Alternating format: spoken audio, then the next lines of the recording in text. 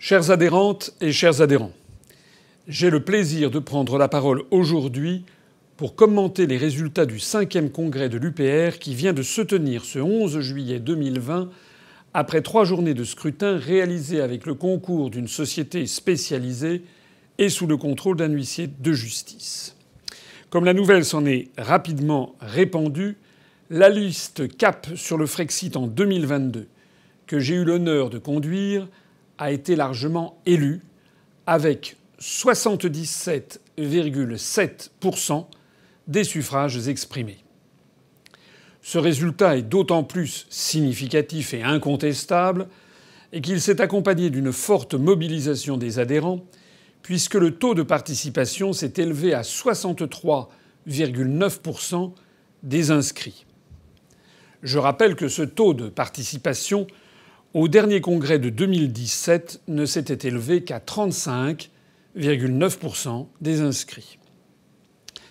Je remercie d'ores et déjà l'ensemble des adhérents qui sont seuls souverains pour décider de la destinée de notre mouvement, de s'être à ce point mobilisés pour ce scrutin. Ils ont ainsi apporté la réponse la plus claire à ceux qui, depuis 2 mois et demi, prétendaient nous empêcher de tenir ce congrès pourtant prévu pour cette année. Parmi ceux-là, certains sont allés jusqu'à saisir la justice pour vous empêcher de vous exprimer. Le tribunal a déjoué cette manœuvre dilatoire en rejetant leur demande, et d'ailleurs avec une certaine sévérité, puisqu'il les a condamnés à payer l'entièreté des frais de justice. Évidemment, je remercie plus particulièrement encore la grande majorité des votants qui ont apporté leur confiance à la liste que je conduisais. Ils n'ont pas été dupes du fait que derrière la campagne ignominieuse lancée contre moi et contre certains de mes collaborateurs depuis le 18 avril dernier, se cachait en réalité une opération préméditée visant à dénaturer de fond en comble les objectifs politiques de l'UPR, voire à aller jusqu'à détruire notre mouvement. Le bilan de toute cette opération est malheureusement lourd. Sous couvert de vouloir sauver l'UPR, les signataires du 18 avril et leurs soutiens ont plongé notre mouvement dans une crise multiforme. Le nombre de nouveaux adhérents et le nombre de renouvellements des cotisations annuelles s'est littéralement effondré. De très nombreux adhérents nous ont fait savoir qu'ils attendaient impatiemment la fin des agissements des conjurés avant de verser leurs dons et leurs cotisations. En même temps, nous avons dû prendre des mesures onéreuses pour assurer la survie du mouvement et tenter de répondre par avance au torrent de critiques des signataires, puisque à leurs yeux, tout ce que nous pouvions décider était mauvais et nul et non avenu. Par exemple, nous avons dû avoir recours au ministère d'un huissier de justice pour le tirage au sort des membres du Conseil national, alors que nous aurions pu, comme auparavant, procéder de façon consensuelle entre nous. Autre exemple, nous avons dû rémunérer au prix fort une société extérieure pour organiser les élections.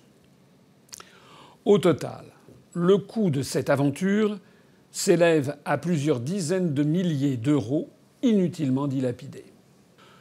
Autre conséquence néfaste de ces événements, l'occultation complète de nos analyses dans les médias depuis 3 mois, à une période qui était pourtant spécialement propice à leur développement. Et en revanche, des articles calomnieurs sur les sujets les plus divers, complaisamment rapportés par la presse, sur le thème calomnier, il en restera toujours quelque chose. Je ne m'étendrai pas trop sur les souffrances personnelles qui m'ont été infligées par des gens qui n'ont eu aucun scrupule à traîner mon nom dans la boue, avec toutes les conséquences que cela peut avoir sur ma famille, mes enfants, mes amis et tous ceux qui me connaissent. Mes accusateurs, qui n'étaient personnellement témoins d'aucun fait, ont continuellement agi avec une haine sidérante à mon égard, comme si tout ce qu'ils colportaient était nécessairement la vérité. Se sont-ils seulement posé un instant,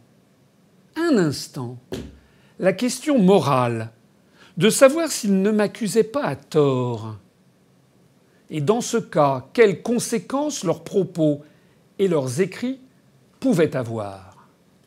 Parmi les chrétiens, quels sont ceux qui se sont rappelés les enseignements des évangiles? Parmi les républicains, quels sont ceux qui ont mis en œuvre les principes fondamentaux du contradictoire et du respect de la présomption d'innocence? Je remercie la très grande majorité des adhérents de ne pas s'être laissés abuser par ce flot d'injures ad hominem diverses et variées.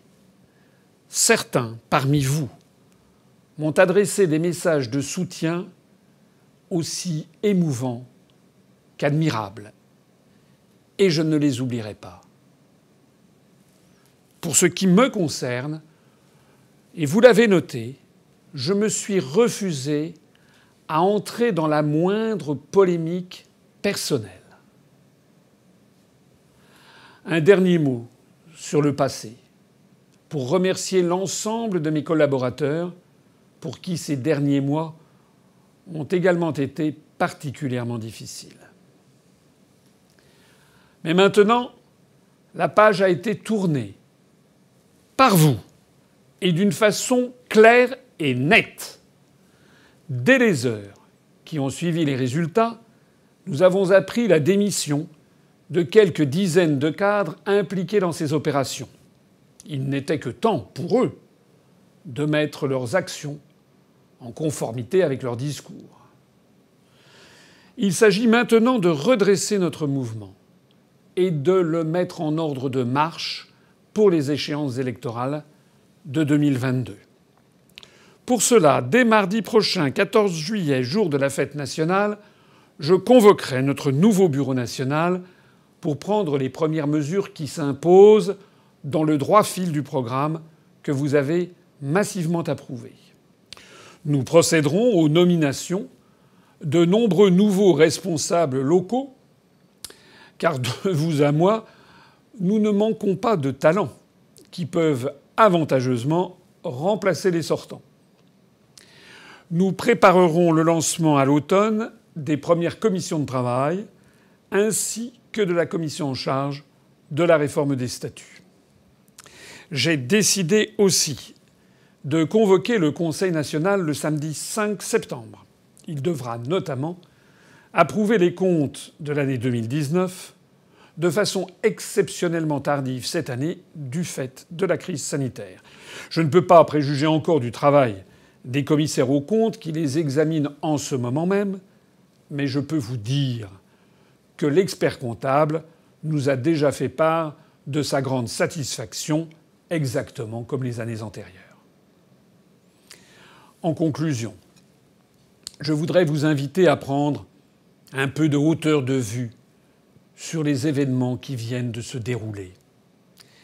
Il n'y a pas de parti politique qui n'ait connu de crise semblable au cours de son existence. Vous en avez tous à l'esprit quand vous songez aux autres partis. Eh bien, cette fois-ci, c'était le tour de l'UPR. Or, l'expérience historique a montré que ce sont toujours les putschistes et les diviseurs, toujours ceux qui veulent être califes à la place du calife, qui finissent par disparaître dans l'indifférence générale. J'appelle maintenant à nous tourner tous ensemble vers l'avenir.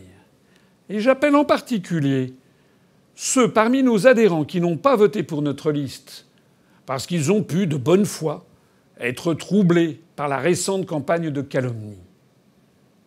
Je les appelle à prendre le temps de la réflexion, à observer ce qui va se passer au cours des semaines et des mois qui viennent et à ne pas abandonner le combat pour notre objectif commun du Frexit.